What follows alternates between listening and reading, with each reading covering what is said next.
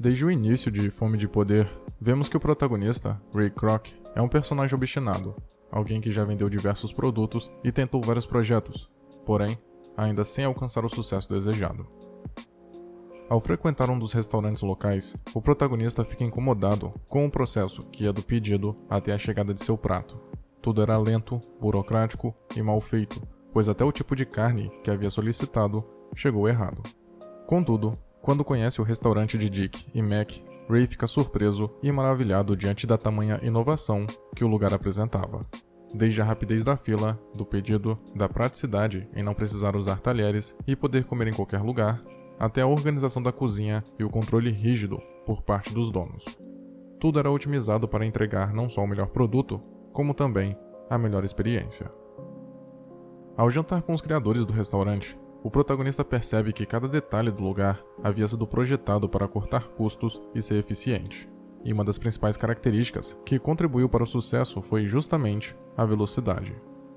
No geral, ninguém gosta de esperar, mas quando se está com fome, a insatisfação com a demora é muito maior. Assim, a organização da cozinha foi fundamental para se alcançar um nível de rapidez nunca antes visto, e para se chegar ao resultado desejado, os funcionários tiveram um treinamento específico, onde cada um tinha que exercer uma função definida, mas em colaboração mútua, como se fossem engrenagens agindo em prol da máquina. Nem precisou pensar muito para Ray perceber o potencial mal aproveitado do restaurante. Ele era bom demais para ficar restrito a apenas um local.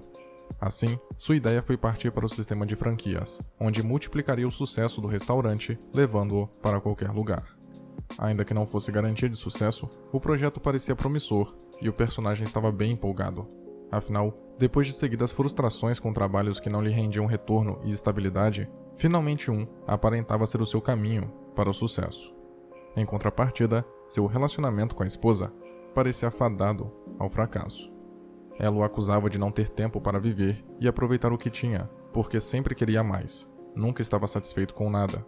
Sua ambição fazia até o suficiente, não ser o bastante, pois sua fome de poder era insaciável. Kroc, sem conseguir parar de pensar no quanto poderia ser bem-sucedido e nas estratégias para alcançar o melhor resultado, percebe que, se cada cidade tinha um tribunal e uma igreja, era porque esses lugares eram importantes para a comunidade. Eles cumpriam um propósito. E, assim como possuíam símbolos, sendo a bandeira americana e a cruz, respectivamente, o restaurante, com seus arcos, também possuía um. Ray desejava que o McDonald's também representasse algo, que se tornasse um ponto de encontro entre os americanos, um ambiente familiar, que fosse uma marca conhecida. O problema é que por mais que Dick e Mac tenham sido os responsáveis pelas primeiras ideias e conceitos do que seria o restaurante, eles não tinham uma visão empreendedora do negócio, e muito menos a vontade de transformar seu restaurante local em uma marca mundial. Mas Ray tinha tanta lábia e confiança no sucesso que conseguiu convencer os irmãos a aceitar o projeto, ressaltando o orgulho americano. E na prática, acabou se tornando o fundador da empresa. Se não fosse por ele, o McDonald's seria apenas mais um lugar que serve comida, com um diferencial que logo seria copiado e ultrapassado. Era inegável o talento de Richard e Maurice, bem como sua propensão ao fracasso. Afinal, a genialidade não basta se não houver persistência. Sem a ambição necessária para atravessar os problemas que inevitavelmente vão aparecer no caminho, uma grande ideia pode nunca sair do papel ou alcançar seu potencial.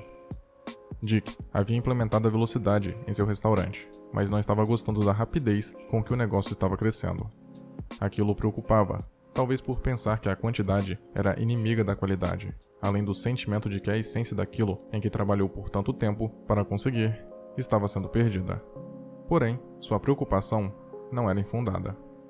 O grande empecilho que deixava os irmãos hesitantes quanto a ampliar seus negócios através do modelo de franquias era que seria difícil manter os padrões estabelecidos que garantiam a qualidade do produto final. E quando Ray assume a supervisão dos locais, percebemos que isso realmente ocorre. Porém, a fome de poder do protagonista o fez buscar incansavelmente por soluções e alternativas para resolver ou contornar a situação, pois ele sabia que essa obstinação seria fundamental para progredir e crescer. As primeiras franquias abertas por Ray eram dirigidas por pessoas com muito dinheiro, que frequentavam um clube ocupado por indivíduos importantes e ricos. Contudo, o que parecia ser uma ótima ideia, oferecer o restaurante a quem tinha condições de investir, logo se revela um grande erro. Os lugares estavam praticamente abandonados por seus donos e sem seguir nenhum padrão em seus menus ou na organização da cozinha. Ao tomar ciência disso, Ray fica furioso, pois ele não se preocupava apenas com o lucro. Ele também queria manter aquela essência original de ambiente familiar porque sabia que essa era a característica marcante do restaurante. Logo, o protagonista começa a recrutar pessoas que realmente sabiam o valor do trabalho duro. Pessoas que não nasceram em berço de ouro ou que tinham que se empenhar todos os dias para conseguir dinheiro e que justamente pelo esforço sabiam valorizá-lo. Diferente de ricos desocupados, indivíduos que estão sempre atrás de uma maneira de se sustentar, não se preocupam apenas com os números e não veem uma oportunidade como um simples investimento, mas como uma chance real de alcançarem o sucesso profissional e duradouro. Além de aplicados, eles eram ambiciosos, assim como o protagonista, e reconheciam a importância das regras, o que naquele contexto era imprescindível. As 3 pessoas que Ray contratou, após a negligência dos gerentes, expressam bem o que ele esperava de quem comandasse um de seus restaurantes. O primeiro foi um judeu que, para sobreviver, vendia bíblias católicas, o que já evidenciava sua garra e mostrava que ele era capaz de tudo para conseguir um sustento. A segunda foi um vendedor de aspiradores de pó que também dava aulas de piano, além de já ter trabalhado com uma desentupidora. Ele e sua esposa passaram a cuidar juntos do restaurante, dando ao lugar ainda mais um ar de família. Enquanto o homem seguia rigoroso as regras na cozinha, a mulher distribuía pirulitos para as crianças na fila. Já a terceira pessoa era Fred Turner, um dos funcionários que exercia fielmente o modelo de preparação dos hambúrgueres. Seu empenho chamou a atenção, o levando a ser promovido para sócio de Ray, que não levava mais como critério o poder ou o dinheiro que tinha, mas a ambição e a vontade dos indivíduos. Kroc possuía uma visão mais ampla, voltada para o nacional, enquanto os 2 irmãos, Mac e Dick, eram muito mais locais. Em outras palavras, o primeiro era tão ambicioso que gradativamente revela traços inescrupulosos de um oportunista e golpista, enquanto os segundos eram tão engessados, conformados com o pouco que tinham, porém éticos, que mais cedo ou mais tarde encontrariam sua derrocada na ingenuidade e teimosia que cultivavam como virtude. Essa diferença é percebida não só na decisão de expandir o negócio, como na adaptação e busca de novas estratégias de mercado para aumentar as vendas ou diminuir os custos. Por exemplo, Dick recusa o patrocínio da Coca-Cola proposto por Ray, argumentando que aquilo transformaria o restaurante em algo muito comercial, diminuindo a atmosfera familiar. E quando Ray consegue uma solução para os problemas nos custos de refrigeração, que consistia em oferecer um milkshake sem o uso de sorvete e leite, apenas uma substância em pó misturada com água, Dick acha a ideia um absurdo, pois estariam mentindo para seus clientes, entregando um produto falso. A constante divergência e atrito entre Ray e os irmãos fez o protagonista nutrir a noção de que ele merecia a empresa. Afinal, se ela estava crescendo e se tornando famosa, era por causa de sua dedicação e confiança no projeto desde o início. E o grande passo que o levou em direção ao status que almejava de proprietário aconteceu quando ele percebeu que não estava no ramo dos hambúrgueres, mas sim no ramo imobiliário. Se quisesse ter o controle praticamente absoluto sobre os franqueados, precisava comprar o terreno onde o restaurante seria construído, assim melhorando sua receita e garantindo o cumprimento do padrão de qualidade. Porém, como consequência, Kroc não precisaria mais dos irmãos. Eles se tornariam obsoletos, pois mesmo com o contrato, Mac e Dick não conseguiriam ter autoridade sobre nenhum aspecto relacionado às novas franquias. É interessante observar que não era a intenção de Ray, ao menos no início, tomar a empresa para si. Ele não pretendia se apossar das ideias dos irmãos ou tentar passar por cima deles, mas viu que era necessário caso quisesse ser bem-sucedido. Foi durante o próprio processo que, percebendo o potencial que tinha nas mãos e onde poderia chegar, que Ray permitiu a ganância tomar conta de si, colocando a própria marca à frente de qualquer consideração pelo pioneirismo de Mac e Rick. Porém, a ambição de Ray não se limitou apenas ao mundo dos negócios. Até a mulher do próximo ele cobiçou também.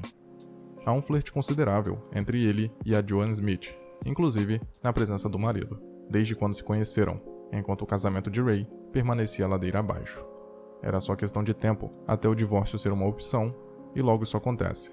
O protagonista pede a separação, mas o que chama atenção é a sua postura profissional. Kroc decide ceder tudo à sua ex-esposa, menos qualquer parte envolvendo o restaurante, porque o seu verdadeiro amor era o McDonald's. Amor esse que ao longo do tempo foi se tornando possessivo. No final do filme, em uma conversa com Dick, Ray fala sobre o grande segredo que fez aquela marca ter tanto sucesso: o nome McDonald's. Teoricamente algo simples, relacionado ao marketing e não ao produto em si, a comida ou a velocidade do atendimento. Porém, ainda que tudo que os irmãos construíram tenha funcionado localmente, para tornar o restaurante uma febre nacional, era preciso considerar detalhes de certa forma superficiais, como o nome. Os hambúrgueres, a qualidade, o atendimento e a rapidez são aspectos apreciáveis. Contudo, a experiência proporcionada de se comer no McDonald's tinha que ser inigualável. Trata-se de pensar em como vender, e não apenas no que vender. Essa perspectiva era o que faltava para Dick e Mac, além da vontade de expandir. Enquanto para Ray, esse era seu principal atributo, junto da persistência que, querendo ou não, ele sempre manteve e o ajudou a chegar ao topo de uma das maiores franquias do mundo. O McDonald's se tornou praticamente uma propriedade dos Estados Unidos. Era como se o país tivesse não só um restaurante favorito, mas um que o representasse. Onde se via um arco do McDonald's, se via também a bandeira estadunidense.